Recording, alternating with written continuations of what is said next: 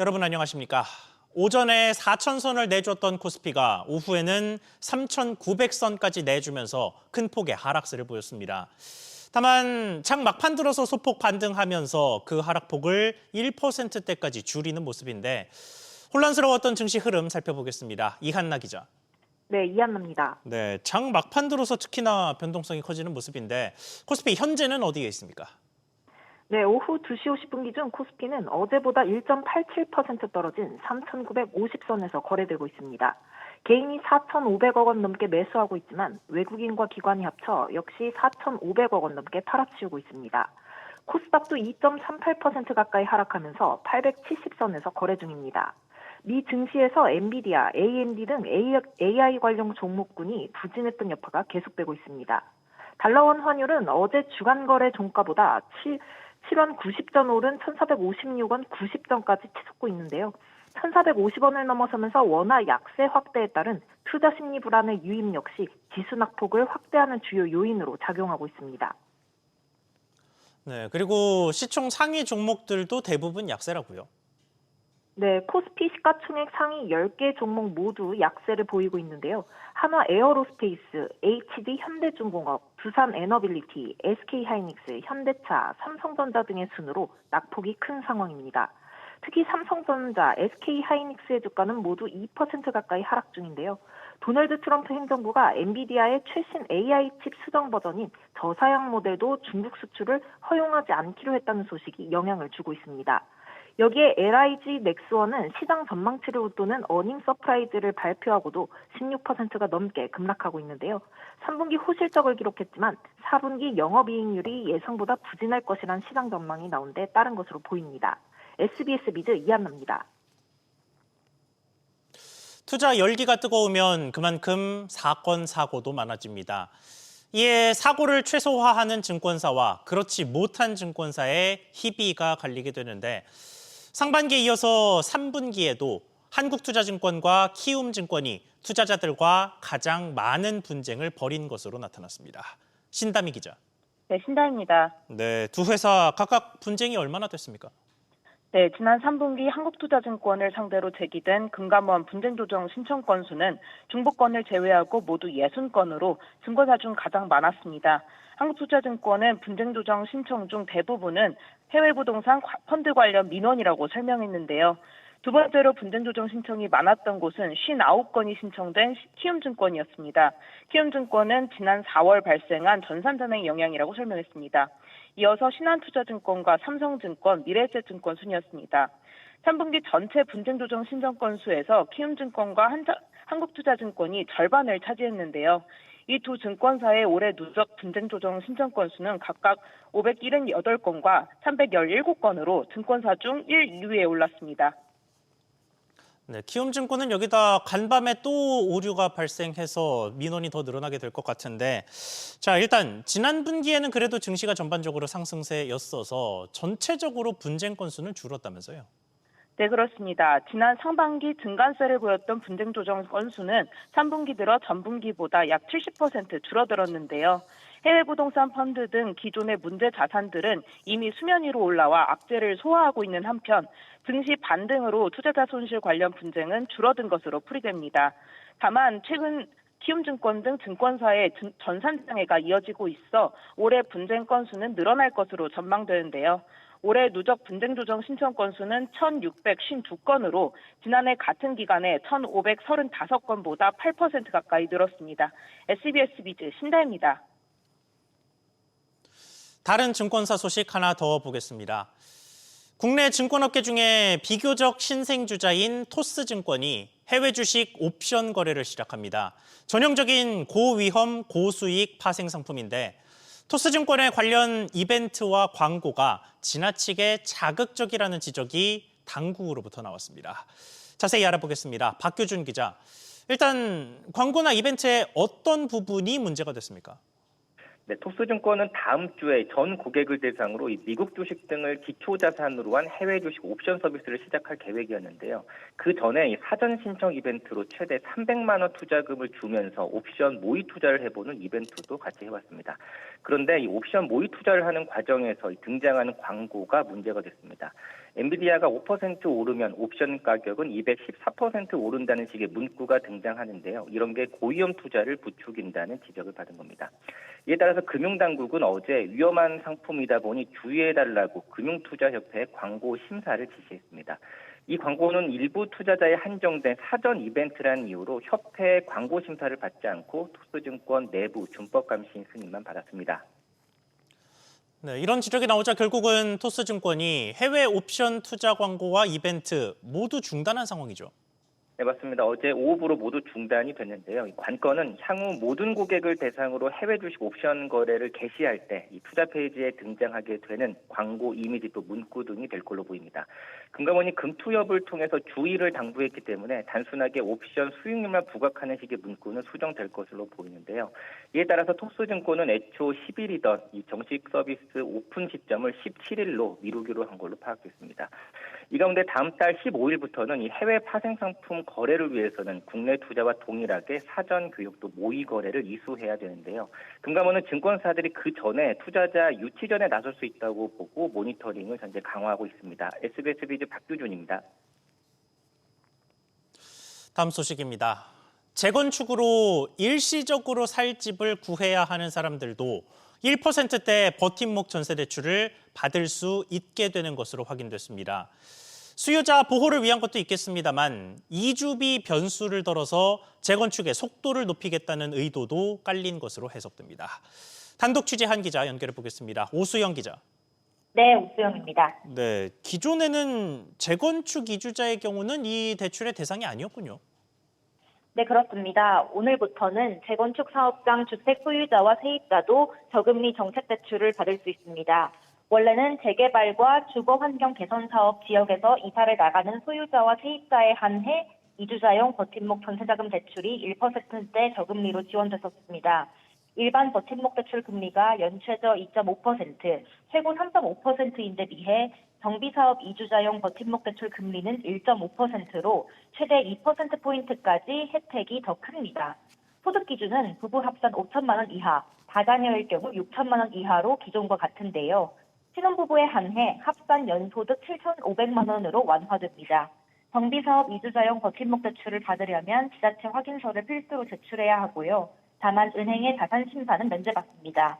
서부와 은행권은 국토부 주택도시기금 대출 업무 시행세칙 일부 개정에 따라 오늘부터 취급되는 버팀목 대출에 시행된다고 설명했습니다. 국토부는 금융지원 조건 개선으로 정비사업 추진 속도를 높이고 부칠 공급 확대 방안을 신속히 이행해 주택시장 안정화를 위해 노력하겠다고 밝혔습니다.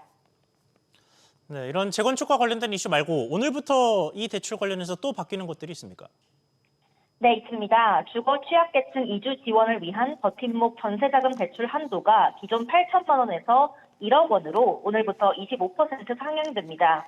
버팀목 대출은 최대 10년까지만 받을 수 있는데 공공임대주택 거주자의 경우에는 주금공 보증서에 따른 채권 양도 방식으로 10년 초과 대출도 가능하도록 오늘부터 예외가 인정됩니다. 신생아 특례 생애 최초 디딤돌 대출 세대원 요건에 혼인신고를 하지 않은 경우 가족관계증명서상 신생아의 부모도 추가됩니다. 기존에는 일반 신생아 특례 디딤돌 대출에서만 사실혼 관계의 부부를 인정했습니다. SBS 비즈 오수영입니다. 서울시가 시내 지역주택조합을 전수조사한 결과 550건의 위반 사항이 적발됐습니다.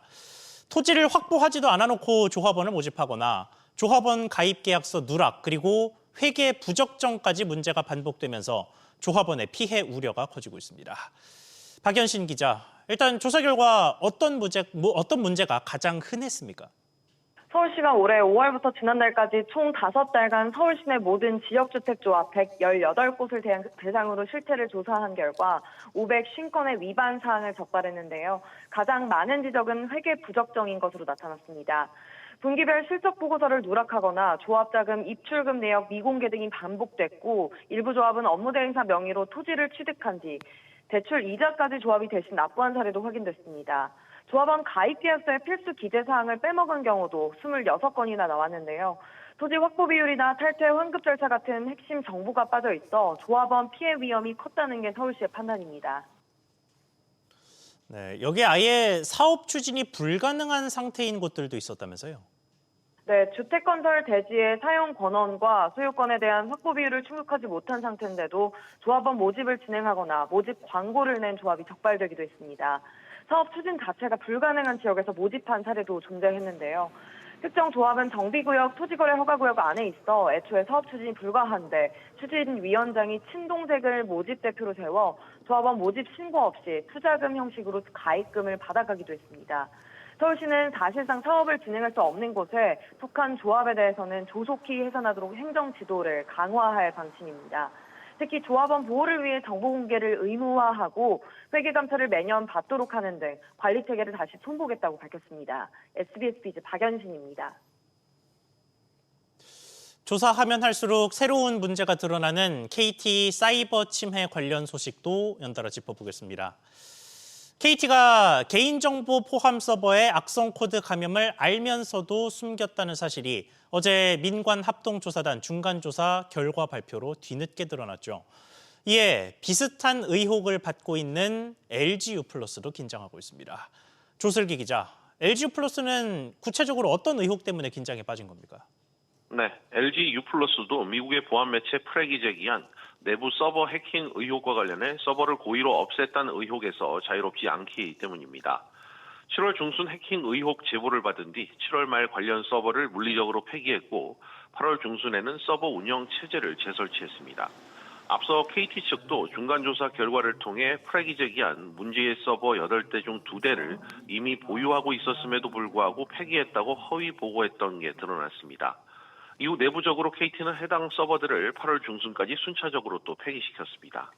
조사단은 KT 측에서 정부 조사를 방해하기 위한 고의성이 있다고 보고 현재 수사를 의뢰한 상태인데요.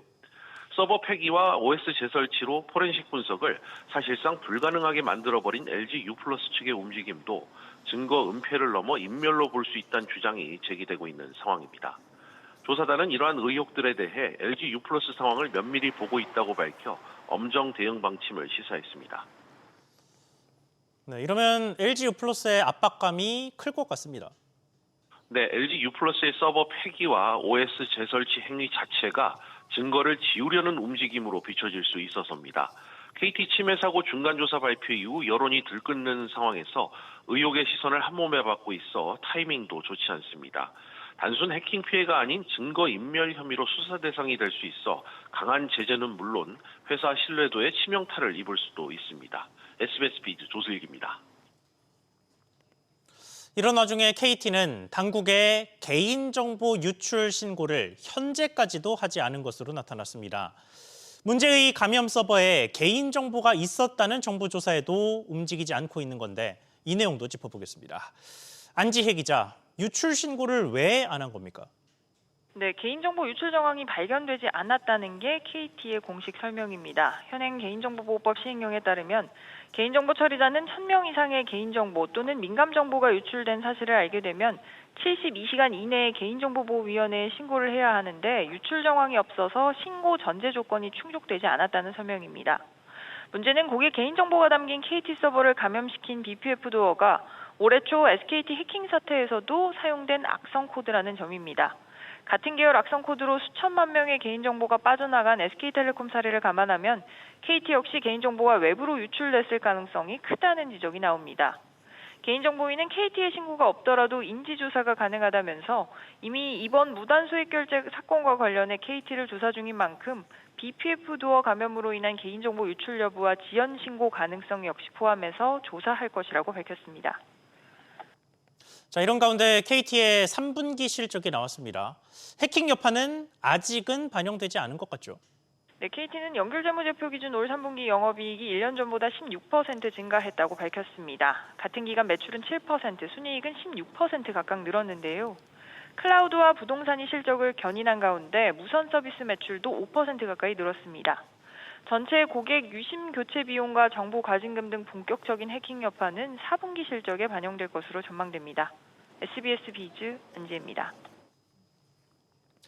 지난 2022년 러시아의 한 공항이 대한항공 비행기가 허가도 없이 출항했다며 1,000억 원이 넘는 과징금을 부과한 적이 있었습니다. 그런데 이후에 현재까지 상황을 살펴봤더니 과징금 액수는 2배로 불어났고 잇따른 재판에선 대한항공이 계속해서 패소한 것으로 확인됐습니다. 류정현 기자. 네, 유정현입니다. 네, 먼저 최초부터 사건 정리를 좀 해주시죠. 네, 지난 2022년 모스크바 세레메티예보 공항 세관이 대한항공 화물기가 허가 없이 이륙했다며 83억 루블, 현재 우리 돈으로 약 1,488억 원에 달하는 과징금을 부과한 바 있습니다. 이에 불복한 대한항공이 모스크바 상사법원에 소송을 제기했지만 41억 5천만 루블로 감액되는 데 그쳤고 이 금액이 지난해 러시아 대법원에서 확정됐습니다. 그런데 그 사이 세레메티예보 공항 세관이 대한항공이 과징금을 미납하고 있다며 추가 과징금 부과를 법원에 요청했습니다. 프레스넨스키 시 법원이 이를 받아들여 지난해 8월 미납 과징금의 2배인 83억 루블을 추가로 지급하라는 1심 판결을 내렸습니다. 결국 대한항공이 러시아 공항에 내야 하는 과징금이 41억 5천만 루블에 83억 루블까지 더해져 모두 124억 5천만 루블, 우리 돈 약 2,233억 원으로 불어났습니다. 네, 그런 추가 과징금도 소송으로 이어졌는데 현재까지는 대한항공에 불리하다면서요? 그렇습니다. 대한항공이 지난해 8월 1심 판결 이후 항소를 제기했지만 같은 해 9월 기각됐고요. 해를 넘겨 올해 7월 대한항공이 상고를 제기했지만 지난달 13일 재차 기각됐습니다. 4심제로 운영되는 러시아 사업체계상 아직 추가 과징금이 확정된 건 아니지만 하급심에서 계속 대한항공이 패배했던 만큼 전망이 밝지는 않아 보입니다. 과징금 규모가 124억 5천만 루블로 확정될 경우 대한항공의 올해 3분기 누적 영업이익의 20%가량이 러시아 공항으로 넘어갈 위기입니다. 대한항공은 러시아 대법원에 최종 상고를 제기할 예정이라고 밝혔습니다. SBS 비즈 유정현입니다. 직장인들의 4대 보험료는 사업주가 월급을 주면서 먼저 빼놓고 한 번에 건강보험공단에 냅니다. 그런데 유독 이 중에 국민연금은 사업주가 보험료를 안 내고 체납하면 그대로 가입자의 불이익으로 이어지는 것으로 나타났습니다. 이 와중에 실제로 올해 사업주의 국민연금 체납액은 5천억 원이 넘었습니다. 오정인 기자, 이게 체납액이 올해 들어서 유독 늘었다면서요? 그렇습니다. 국민건강보험공단에 따르면 국민연금 체납액은 2021년부터 지난해까지 꾸준히 감소하다 올해 부쩍 증가했습니다. 지난 8월 기준 5,031억 원으로 작년 한 해 수준을 이미 넘어섰습니다. 가장 오랫동안 보험료를 내지 않은 사업장은 무려 213개월 17년 동안 1억 6천만 원을 체납했고요. 26억 원, 고액을 2년 2개월 만에 체납한 곳도 있었습니다. 4대 사회보험 중 체납 비중이 가장 큰 건 역시 국민연금이었는데요. 13개월 이상 4대 사회보험 장기 체납액은 지난해 말 기준 1조 1,200억 원대였는데 이 중 국민연금이 4,800억 원대로 44%를 차지했습니다. 네, 그러면 사업주가 국민연금 보험료를 체납하면 가입자는 국민연금의 가입 기간을 인정받을 수 있습니까? 인정받지 못합니다. 현행법상 사업주가 보험료를 내지 않는 기간은 근로자의 가입 기간으로도 인정되지 않습니다. 개별 납부라는 구제책이 있긴 하지만 근로자가 이미 월급에서 떼인 본인 부담금 4.5%를 또 내야 하고 가입 기간의 절반만 인정받을 수 있습니다. 가입 기간을 100% 모두 인정받고 싶다면 본인 몫에 사업주가 냈어야 할 몫까지 총 9%를 혼자 납부해야 합니다. 건강보험이나 고용보험, 산재보험은 사업주가 체납해도 근로자가 근무 사실만 증명하면 모든 혜택을 정상적으로 받을 수 있는 것과 대조적인데요. 근로자들을 보호하기 위한 제도 개선이 필요하다는 지적이 나오는 이유입니다. SBS 비즈 오정인입니다. 3분기 전 세계 스마트폰 매출이 역대 최고치를 기록한 가운데 애플이 삼성과의 매출 격차를 유지한 것으로 나타났습니다. 시장 조사 업체 카운터포인트 리서치는 3분기 세계 스마트폰 매출이 1,120억 달러, 약 163조 원으로 전년 동기 대비 5% 증가했고 이 중 애플의 매출 점유율은 43%를 기록해 17%를 기록한 2위 삼성과의 격차를 26%포인트로 유지했다고 밝혔습니다. 다만 스마트폰 출하 대수 기준으로는 삼성이 19%로 1위를 지켰습니다. 우리나라 4분기 수출이 지난해 같은 기간과 비슷한 수준을 유지할 거란 전망이 나왔습니다. 한국수출입은행 해외정제연구소는 4분기 수출이 1,750억 달러 수준을 유지할 것으로 전망하며 올해 연간 수출은 지난해보다 1.7% 늘어난 6,950억 달러 안팎을 전망했습니다. 수은은 미국과의 관세 협상 타결로 수출 감소 위험이 제한적일 것이라고 내다봤습니다.